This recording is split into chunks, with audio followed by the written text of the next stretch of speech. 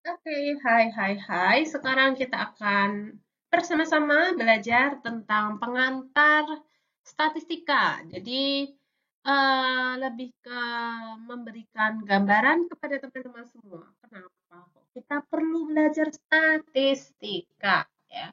Dan seperti yang pernah saya sampaikan sebelumnya, kalau statistika itu mungkin terdengar ngeri gitu ya pada saat awalnya.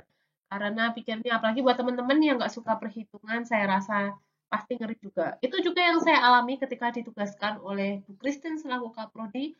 Bu Dina, silahkan mengajar statistika. Wah, itu momok buat saya pertama kali mendapatkan tugas seperti itu ya. Ini tahun kedua saya mengajar statistika. Jadi saya pertama kali ngajar statistik semester kemarin gitu ya. Mungkin kalau teman-teman kepo gimana sih Bu Dina ngajar statistika, ya bisa tanya kakak kelas kalian angkatan 2009 kelas D ya. Mereka bersama-sama dengan saya juga semester kemarin ya. Saya tidak tahu apa yang mereka pikirkan ya. Semoga tetap bisa memahami statistik dengan baik ya. Nah, sebelum kita lanjut belajar tentang statistika, ada beberapa pertanyaan pengantar, bukan beberapa sih, sebenarnya satu pertanyaan pengantar yang saya tujukan kepada kalian. Kenapa kok kita itu perlu belajar statistika? Penting nggak sih? Jangan-jangan nggak penting gitu loh. Capek bu, pakai ngitung-ngitung pakai kalkulator, harus ngelihat angka-angka banyak banget. Nah, itu ngapain? Apa kepentingannya? Apa perlunya? Gitu. Ya. Jadi statistika itu sangat membantu kita ya dalam proses pengumpulan data, kemudian dalam proses menetapkan hipotesis, dalam proses menetapkan kesimpulan, dalam proses mendeskripsikan data numerik, dan juga dalam proses untuk menguji hipotesis kita. Ya, statistika itu sangat penting. Oh, Bu, itu kan secara umum, Bu. Lalu bagaimana dengan di bidang farmasi? Apa sih kepentingannya statistika itu di bidang farmasi? Nah, ada beberapa contoh aplikasi ya ketika kita memahami statistika, yaitu aplikasinya untuk apa? Ya, mungkin secara umum teman-teman tahu bahwa bidang farmasi ini dibagi kalau di Sanata Dharma ya dibagi jadi 4 kelompok besar gitu ya. Yang mungkin diandaikannya dengan laboratoriumnya, lab lantai 1, lantai 2, lantai 3, lantai 4 gitu ya. Misalnya lantai 1 tentang teknologi farmasi. Apa sih untungnya kita belajar statistika? Aplikasinya di mana? Nah, jadi contohnya, saya yakin ketika kemarin teman-teman belajar tentang farmasi fisika, ada sedikit belajar tentang uji stabilitas, ada uji viskositas, ya.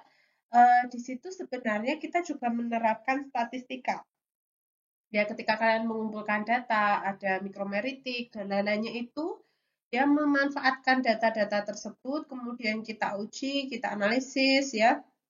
Kalian hitung rata-ratanya, kalian hitung simpangannya, nah itu merupakan bagian dari statistika. Ya, ada juga contoh aplikasi lainnya pada saat melakukan uji disolusi, pada saat menentukan efek suatu proses terhadap sediaan, misalnya efek lama pengadukan atau kecepatan pengadukan terhadap kualitas sirup. Nah, misalnya seperti itu kita bisa menggunakan statistika untuk membantu kita menyimpulkan hasilnya seperti apa.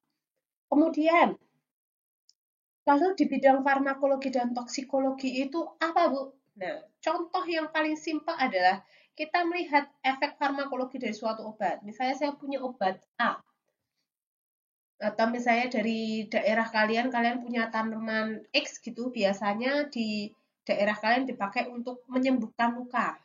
Nah, kemudian kita lakukan uji efek farmakologi, apa iya dia benar-benar bisa menyembuhkan luka. Nah, misalnya kita bandingkan kemampuan tanaman X itu menyembuhkan luka, kita bandingkan dengan obat X yang sudah pasti, sudah diketahui dengan jelas menyembuhkan luka atau tidak. Kita bandingkan kedua datanya menggunakan statistika juga. Ya, begitu juga melihat ada atau tidaknya toksisitas. Misalnya ada tikus, kita beri ekstrak obat, ekstrak tanaman A tadi dan yang tidak diberikan. Apakah ada toksisitas yang muncul? Apakah benar itu pengaruh dari tanaman X atau bukan? Nah, itu bisa dibantu dengan statistika. Kemudian, Ya, di bidang biologi farmasi. Wah, ini juga banyak juga ya. Misalnya ketika kita menentukan jumlah yang optimal untuk pelarut dalam proses ekstraksi, ya, atau misalnya daya hambat antibiotik, saya yakin akan dipelajari semester ini ya, pada saat belajar mikrobiologi dengan Bu Ai pasti akan dipelajari.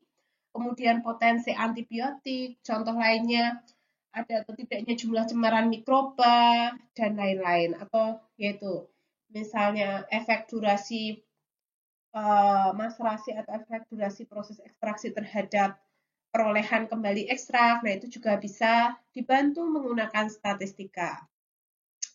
Lalu di bidang kimia farmasi, nah contohnya eh, bisa kita melihat efek dari reagen yang kita berikan terhadap proses reaksi yang terjadi, atau ketika kita mencari instrumen yang paling sesuai, alat yang paling sesuai itu apa gitu. Kemudian linearitas antara kadar dan respon yang muncul dari instrumen. Nah, ini besok akan belajar lebih jauh. Sebenarnya secara umum teman-teman mungkin pernah menghadapinya ketika eh, apa ya, belajar sedikit meskipun teori ya pada saat farmasi fisika tentang kelarutan atau stabilitas obat itu kan ada melihat absorbansi. Ya, itu masuk dalam statistika juga ya. Maksudnya pengolahan datanya masuk dalam ranah statistika juga.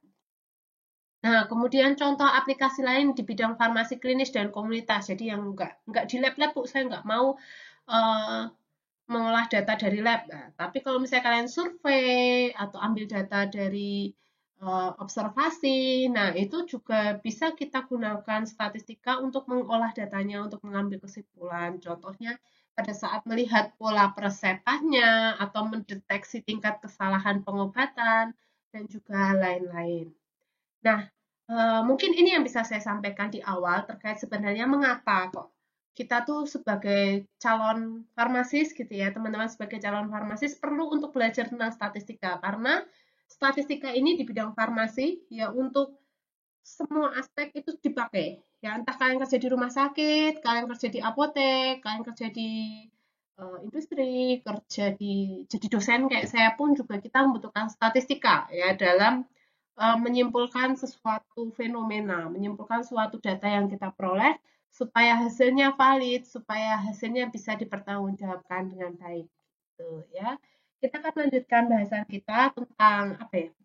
eh, komponen-komponen dalam statistika di video selanjutnya. Oke, bye-bye.